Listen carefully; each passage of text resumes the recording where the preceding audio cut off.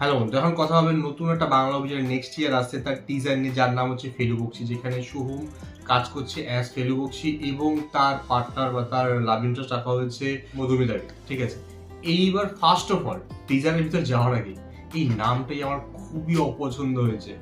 Like তোমরা যদি একটা ডিটেকটিভ গল্প বার করতে চাও, কোনো ব্যাপার না, আমরা ফেলু ভিত্তির গল্প পড়েছি, আমি ব্যোমকেশ বক্সী গল্প পড়েছি, আমরা কেইটির গল্প পড়েছি, ঠিক আছে, তোমরা কোনো একটা ক্যারেক্টার ক্রিয়েট করো, কোনো অসুবিধা নেই। কিন্তু এই নাম দুটো যোগ করে ফেলুদা আর ব্যোমকেশ বক্সীকে যোগ করে ফেলু বক্সী বা আমার মাইন্ডটা কি, এই ক্যারিকেচারটা করার দরকার কি, এক্সপেকটেশনটা এই জায়গাতে এনে যাওয়ার দরকারটা কি, যারা আমরা কম্পারিজন করতে শুরু করবো।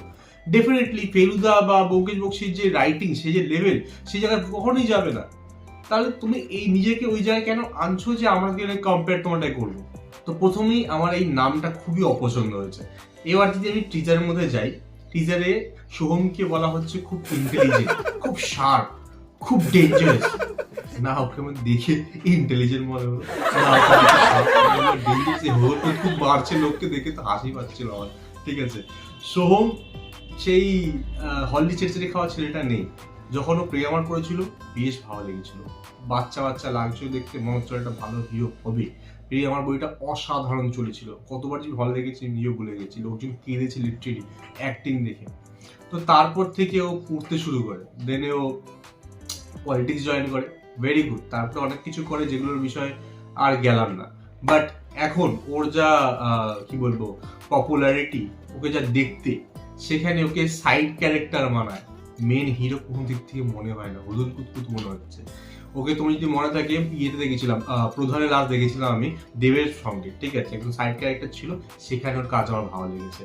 সেখানে দেবের সঙ্গে সাপোর্টিং ক্যারেক্টার হিসেবে যেভাবে কাজ করেছে খুব ভালো লেগেছে আমার ওখান থেকে।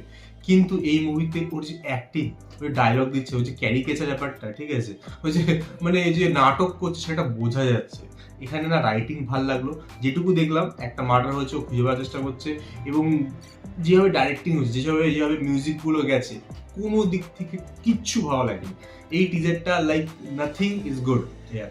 ফার্স্ট অফ অল এখানে দেখা যাচ্ছে কারো একটা মার্ডার হচ্ছে, যার জন্য ওকে নিয়ে আসা হয়, যে খুব শার্প, খুব ইন্টেলিজেন্ট এবং খুব ডেঞ্জারাস একটা লোক, যাকে নিয়ে এসে এই কেস সলভ করার চেষ্টা করা। ঠিক আছে, এই ধরনের মানে যখন ডিটেকটিভ গল্প বলার একটা প্যাটার্ন থাকে, তুমি যে কটা ফেলুদা, যখন ভালো খারাপ যাই হোক, যে কটা ফেলুদা, যে কটা ব্যোমকেশ বক্সী দেখেছো, বা ধরে নাও কিরিটি দেখেছো, বা এই ধরনের যে কটা ডিটেকটিভ গল্প দেখেছো, বিদেশি গল্প আমি ছেড়ে দিলাম, যেখানে মানে শার্লক হোমস অন্য লেভেলে কাজ করে, সেখানে মুভি বলো বা সিরিজ বলো, অন্য লেভেল লাগে, যতগুলো ভার্সনই হয়ে যায়, সব কটা একটা ব্যাপার আছে, ওর মধ্যে একটা মজা আছে, ওটার মধ্যে একটা সাসপেন্স আছে, থ্রিল আছে।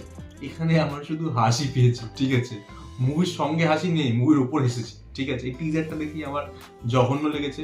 এখানে না এডিটিং ভালো, না মিউজিকগুলো আমাদের কোনো গুজবাম্প দিচ্ছে, না এদের অ্যাক্টিং ভালো লাগছে, আর না কি আমার মানে এই যে ডাইরেক্টিং যেভাবে ওরা মানে ফোকাস করেছে কোনো মানুষের উপর, বা কি যেভাবে কার্ডগুলো নিয়েছে, কিচ্ছু ভালো লাগেনি। সো আমার এই মুভিটার প্রতি জিরো ইন্টারেস্ট আছে। ঠিক আছে, ফার্স্ট অফ অল নামটাতেই ও মেরে দিয়েছে। যখনই ফেলু বক্সি নামটা তুমি রেখেছো, তখন তোমাকে কম্পেয়ার করা হবে ফেলু দেব ব্যোমকেশ বক্সির সাথে, যার তুমি ধারে কাছে কারো 1% কাছাকাছি যাও।